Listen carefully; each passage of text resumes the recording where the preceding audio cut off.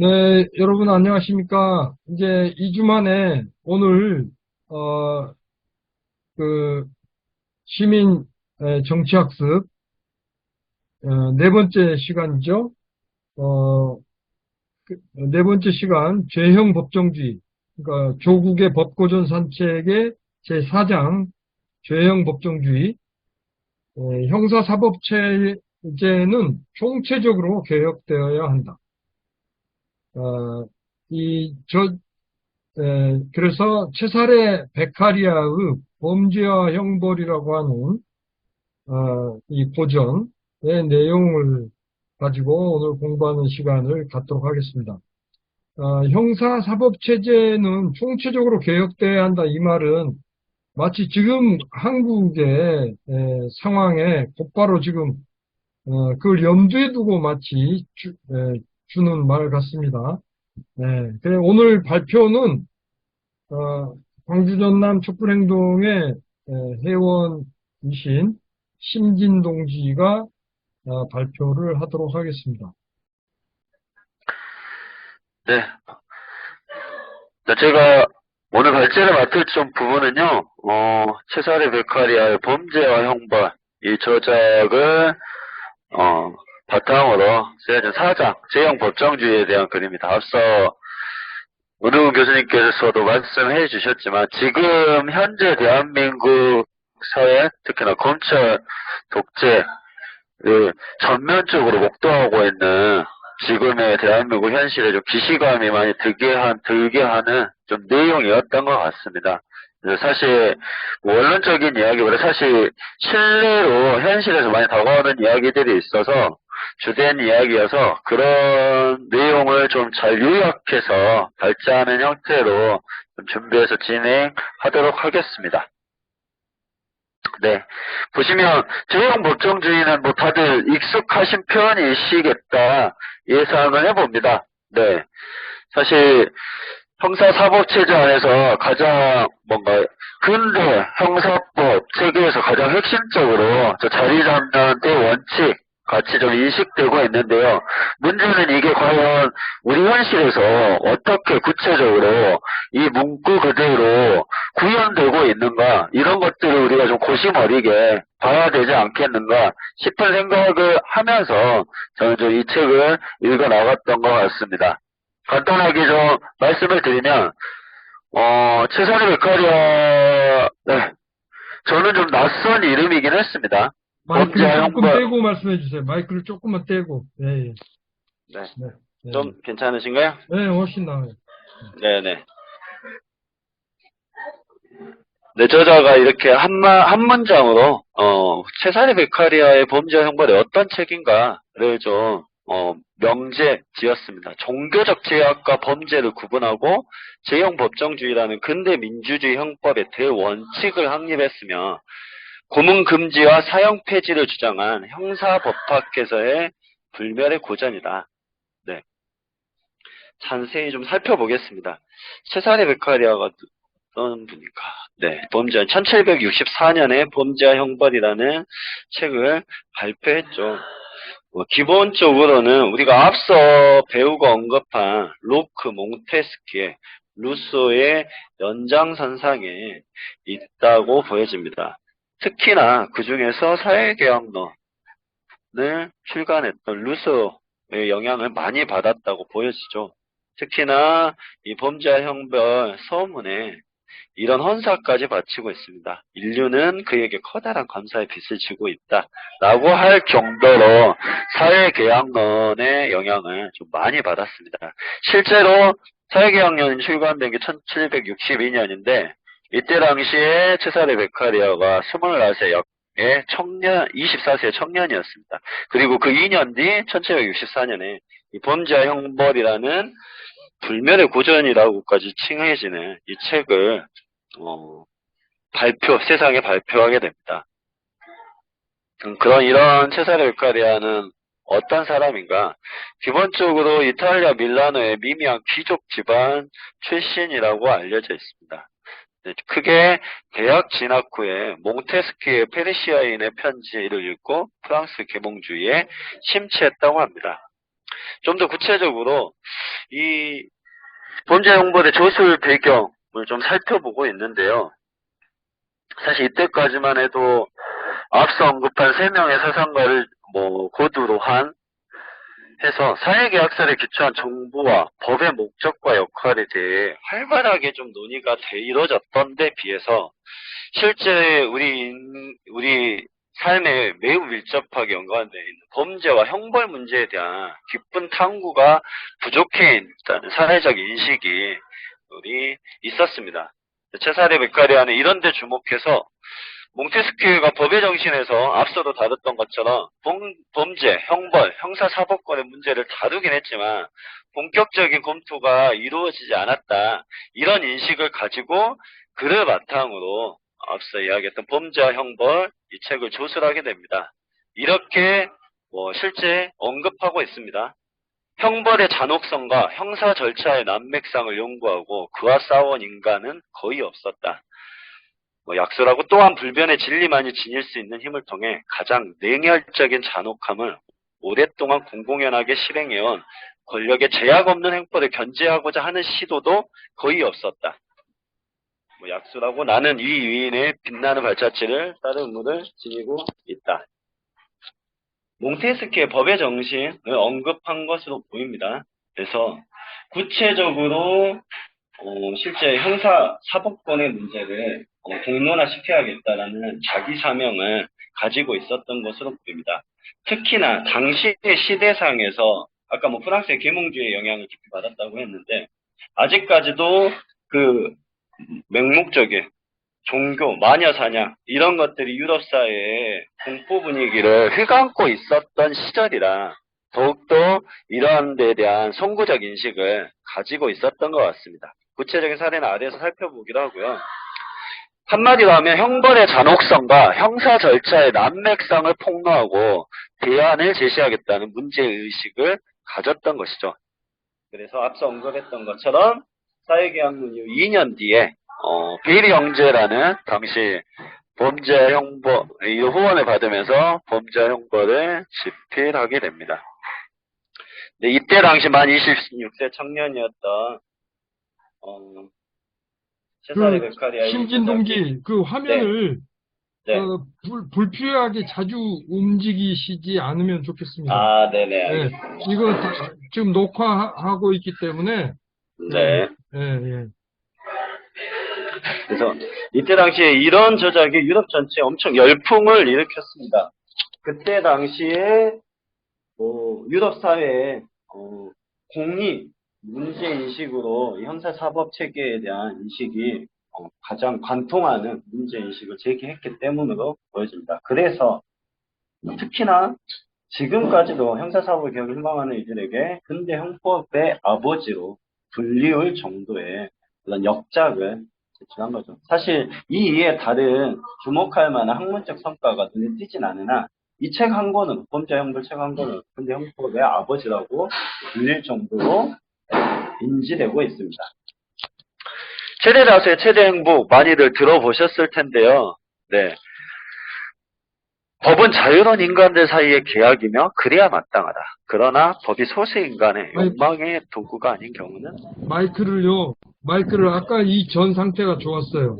네, 금방 이 직전 상태. 가까이 했다 멀리 했다 이렇게 자꾸 안 하셨으면 좋겠어요. 네, 알겠습니다. 네. 법이 소수 인간의 욕망의 도구가 아닌 경우는 거의 없었다고 하면서 가장 현명한 법이란 사회의 이익을 자연스럽게 분배하는 종류의 법이다. 그래서 여기에서 흔히 공리주의도 우리가 알고 있는 이후에 최대 다수에 공유된 최대의 행복 이 목적에 비추어 법의 존재 이유가 평가되어야 한다라는 원칙을 제시하고 있습니다. 이거는 사회계약론에 기초하여 본 형벌권의 형성에 대한 인식을 구체적으로 제시한 거죠. 이런 식으로 표현을 합니다.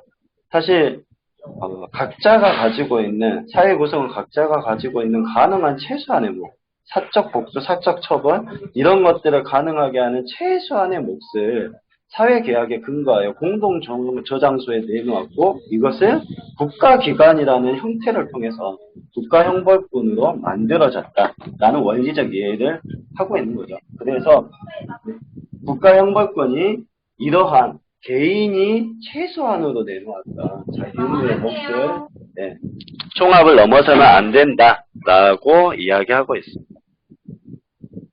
특히나 그때 당시에 사회상에서 유래된 내용이긴 한데요. 종교적 죄악과 범죄를 구분해서 보아야 된다라는 것이 핵심적인 화두였습니다.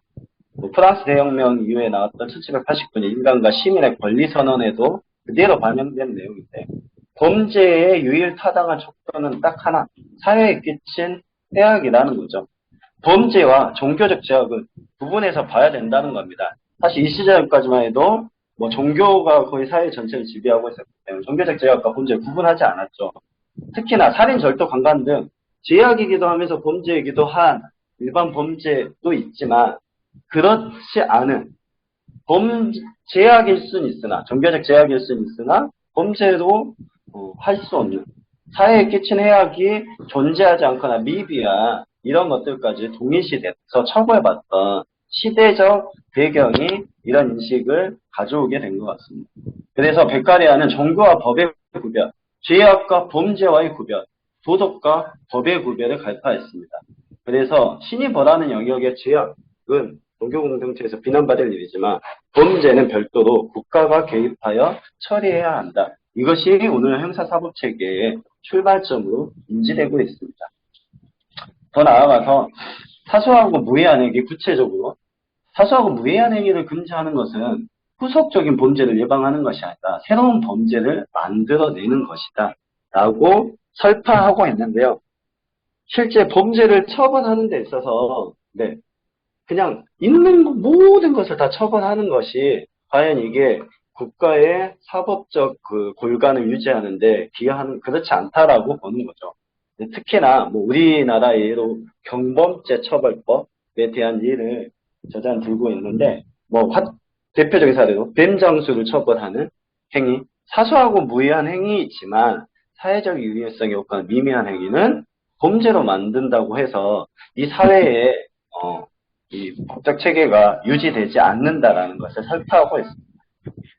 그리고 그 다음으로 제형법조주의, 근대헌법의 대원칙을 천명했던 제형법정주의가 가장 핵심적으로 제출하고 있는데요.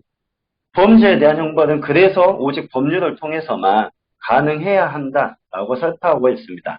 무엇이 범죄이고 그 범죄에 대해서 어떠한 형사제재가 가해지는가, 이것은 반드시 사회계약론에 근거해서 의회가 만든 법률에 따라 정해져야 한다는 원칙을 철저하게 세우고 있습니다.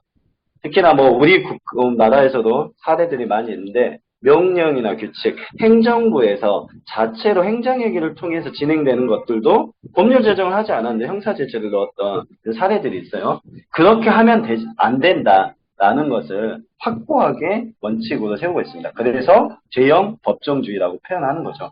그래서 국민 각자는 법률에 위배되지 않는 행위라면 무엇이든 할 수 있으며 자신의 행위에 뒤따르는 법적 효과 이외에 다른 불이익을 염려할 필요가 없다. 이런 신성한 신조가 없이 합법적인 사회가 존재할 수 없다라고 인식하고 있습니다. 비슷한 말 같지만 매우 다른 말인데요. 법률이 금지되지 않는 것은 허용된다. 법률이 허용하는 것만 허용된다. 말로 보면 단어 한두 개 바꾼 것 같지만 이런 근본적인 차이가 있죠. 전자는 금지되는 것 외에는 다 자유롭게 할 수 있다. 근데 후자는 법률에서 허용되는 것만 할 수 있다. 결국 개인의 자유권을 어떻게 부여하는가에 대한 근본적인 입장의 출발점의 차이라고 보여집니다. 그래서 재판관이 법률에 규정된 한도를 넘어선 형벌을 실제 재판정에서 가할 경우 이 형벌은 부정한 것이다. 왜냐하면 이미 미리 정해진 사회적 합의에 의해서 정해진 정당한 형벌에다 새로운 형벌을 개인적으로 가한 것이기 때문이죠. 그래서 더한 처벌을 해서는 안 된다라고 개인적인 판단에 의한 또는 법률에서 근거하지 않는 판단에 의한 형벌을 철저히 경계하고 있습니다. 이거와 연동해서 법률의 불명확성을 명백한 해악으로 규정하고 있습니다. 명확성의 원칙을 강조한 건데요. 특히나 우리 법률 체계에서도 많이 나타났던 이런 표현들, 이거는 저는 지금도 많이 만연하고 있다고 생각되는데요. 공공의 안녕 질서, 미풍양속, 불온 이런 불명확한 법적 용어를 통해서 처벌한 사례들이 너무나도 많습니다. 대표적 악법으로 국가보안법이 있죠. 반국가 단체에 찬양하고 고무하면 무조건 처벌한다. 이런 불명확한 용어로 결국 국가사법체계의 근본을 흔들면서 실제 사적 권력을 유지하는 수단으로 사용되고 있는 이런 현실을 목도하면서 법률의 불명확성이 얼마나 위해한 해악인지 확인하게 되는 것 같습니다. 그리고 범죄와 형벌을 비례한다는 겁니다. 한마디로 쉽게 말해서 죄와 벌의 균형을 이건 몽테스키의 법의 정신에서도 되어 있는 정신인데요. 결국 해악이 이르면 형벌도 이르어야 한다라는 겁니다. 이거는 상식적인 아주 지금의 우리가 봤을 때 매우 상식적이지만 그러지 않았던 사례들이 1700년대 유럽은 물론이에요. 최근에 우리나라에서까지 있었죠. 대표적인 원칙, 이 사례로 비례성의 원칙에 반하는 이런 판결들이 있었습니다. 사체유기 뺑소니 운전자가 살인죄보다 더 무겁게 처벌받는 조항. 이런 것들이 사실 형사사법체계의 근본을 해야 하는 사례 중에 하나라고 보여집니다. 그리고 주요하게 잔혹한 형벌금지와 사형폐지론에 대해서 이 시기에 이미 300년 전에 주장했다는 거죠.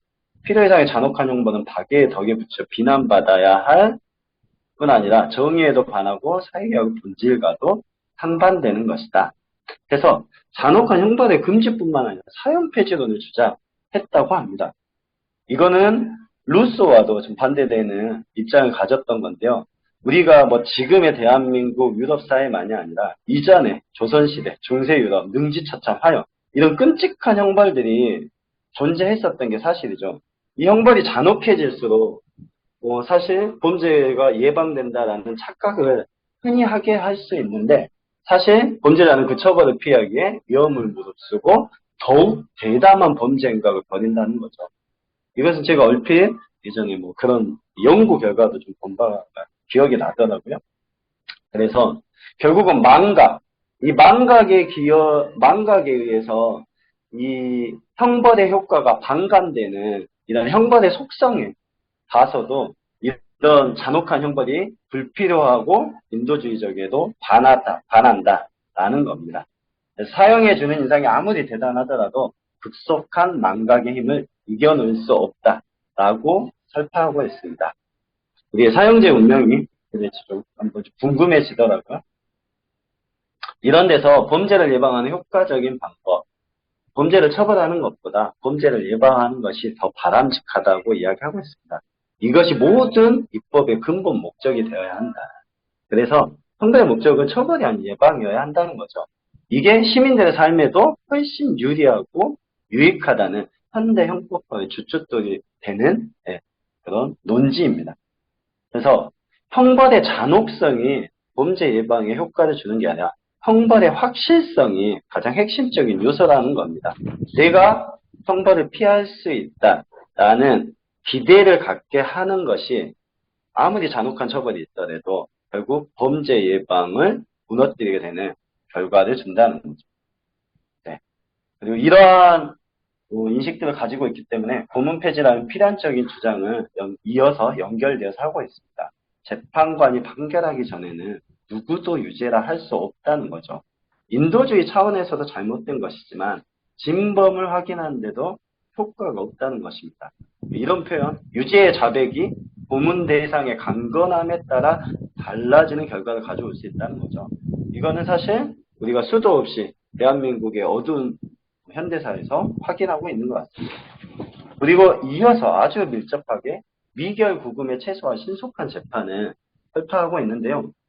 자유박탈하는 그 자체가 일종의 형벌이기 때문에 형의 선고가 있기 전에는 필요 최소한의 정도 이상으로 자유박탈을 받아서는 안 된다고 하고 있습니다. 그리고 또 하나, 재판은 가능한 최단 시일 내에 종결되어져야 한다. 미결 구금을 최소화할 것과 신속 재판의 원칙인데요. 사실 이것을 너무도 쉽게 어기는 모습 우리 생활에서 주변에서 많이 보는 것 같습니다. 결론적으로 마지막 저술에 언급하면서 이렇게 마무리하고 있는데요. 형사사법체제 개혁을 위한 북극성이자 나침반이 되고 있다는 이 책의 핵심 정신을 여기서 확인할 수 있다고 저자는 얘기하고 있습니다. 형벌의 목적은 오직 범죄자가 시민들에게 새로운 해악을 입힐 가능성을 방지하고 타인들이 유사한 행위를 할 가능성을 억제시키는 것이다. 따라서 형벌 및 그 집행의 수단은 범죄와 형벌 강림의 비례관계를 유지하면서 인간의 정신에 가장 효과적이고 지속적인 인상을 만들어내는 동시에 수용자의 신체에는 가장 적은 고통을 주는 것이어야 한다. 우리가 지금 현재 형사사법체계가 작동하는 방식을 이 문구에 비교해 봤을 때 이후에 세워야 돼. 이 새로운 세상의 형사사법체계는 어떠해야 할 것인가, 그런 울림을 주는 표현이었던 것 같습니다. 네, 이상으로 발제 마치겠습니다. 네, 고맙습니다. 네, 아마 여러 가지로 바쁘고, 그럴 텐데, 아무튼 그런 상황 속에서도 발제 준비를 열심히 해주고, 그래준 심진 동지에게 박수 부탁드립니다.